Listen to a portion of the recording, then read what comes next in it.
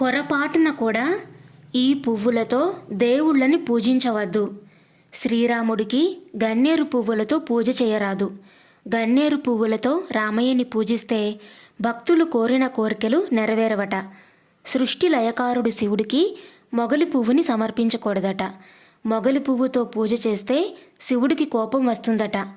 జిల్లేడు, ఉమ్మెత్త పువ్వులతో పార్వతీదేవికి పూజ చేయకూడదట. శివయ్యకు ఇష్టమైన పార్వతీదేవిని పూజించేటప్పుడు ఈ పూలను సమర్పించకూడదు. ప్రత్యక్ష దైవం సూర్యభగవానుడికి బిల్వపత్రాన్ని సమర్పించకూడదట. ఇలా చేయడం వలన సూర్యునికి ఆగ్రహం కలుగుతుందిట. దుర్గాదేవికి కింద పడిన పువ్వులతో, ఘాటైన వాసన కలిగిన పువ్వులతో పూజ చేయకూడదట. శ్రీ మహావిష్ణువుని పూజించే సమయంలో అగస్త్య పుష్పాలు ఉపయోగించవద్దు అని మన శాస్త్రాలు పేర్కొన్నాయి. ధన్యవాదాలు.